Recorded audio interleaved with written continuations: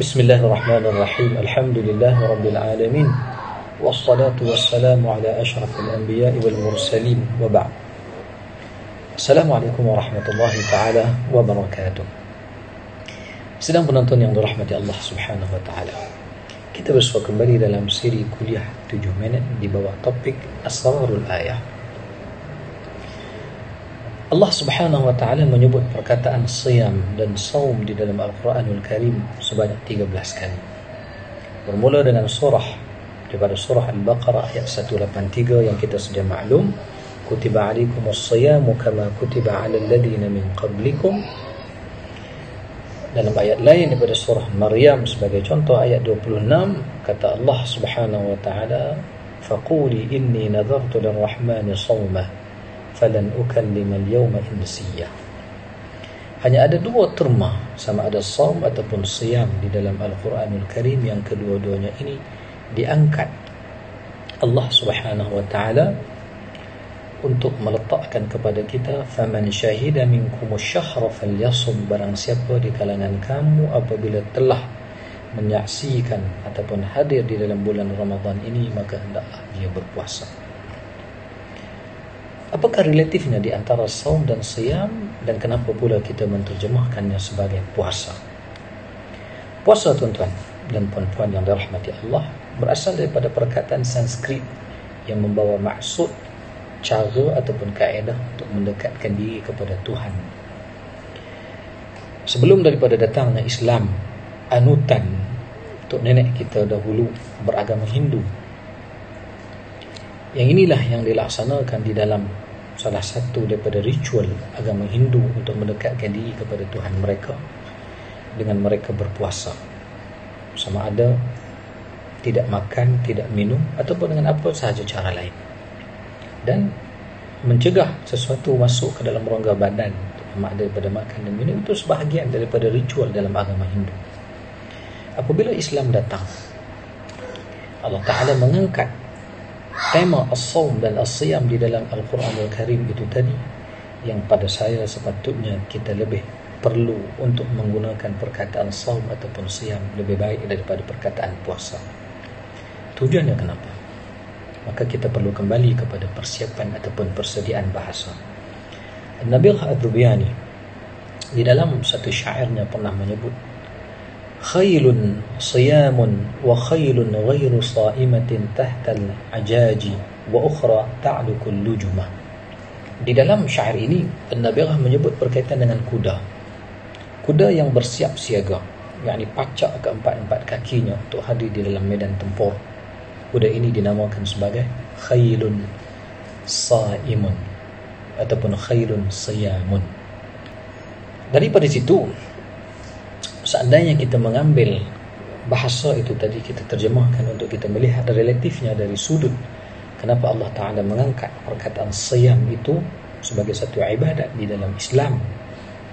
Ini menandakan kepada kita bahawasanya orang yang menunaikan ibadat puasa ataupun ibadat siyam ini adalah orang yang telah mempersiapkan dirinya, seperti mana kuda itu tadi telah dipersiapkan oleh tuannya untuk dipergunakan ketika mana mereka berada di medan tempur.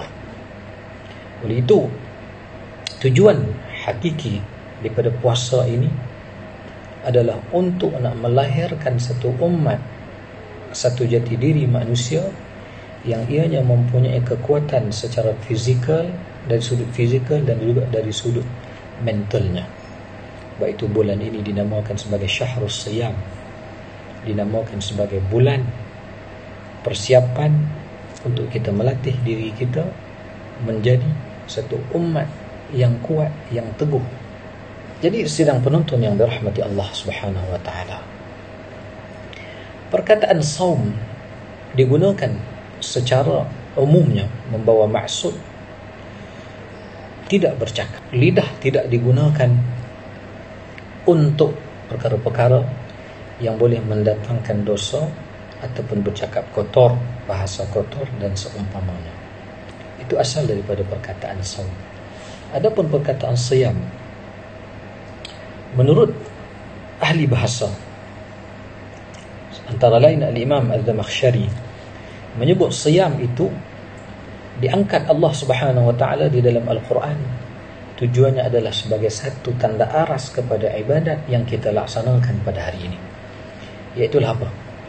Iaitulah satu perbuatan yang dilakukan oleh seorang hamba Allah Subhanahu wa taala itu mencegah sesuatu masuk ke dalam rongga badannya, bermula daripada tempoh yang kita sedia maklum, bermula daripada masuknya waktu subuh sehingga terbenamnya matahari dengan niat.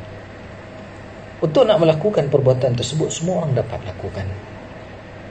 Tetapi untuk nak mengelakkan diri daripada bercakap perkara lara, menimbulkan sesuatu yang tidak disenangi oleh orang lain, dibantu pula oleh anggota lain, tangan seumpamanya, mempost sesuatu ke dalam grup WhatsApp dan seumpamanya, ini menandakan kepada kita seandainya kita hanya memahami pengertian siyam itu sahaja dari sudut pandang seperti mana yang disebut oleh fuqaha definisinya, tetapi kita meninggalkan daripada sudut pandang yang kedua, asal penggunaan perkataan saum itu sendiri yang membawa maksud tidak bercakap, tidak menyebut perkataan kotor, itu menandakan bahawa puasa kita hanyalah sekadar puasa yang bersifat fizikal semata-mata, tetapi tidak ada puasa yang bersifat batinnya, itu tidak ada.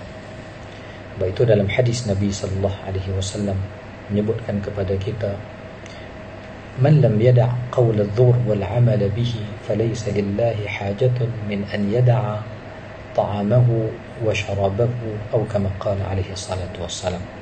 Barang siapa yang berpuasa tetapi tidak boleh meninggalkan perkataan kotor daripada lidahnya, kata Nabi SAW, Allah Ta'ala tidak berhajat untuk dia meninggalkan makan dan minumnya.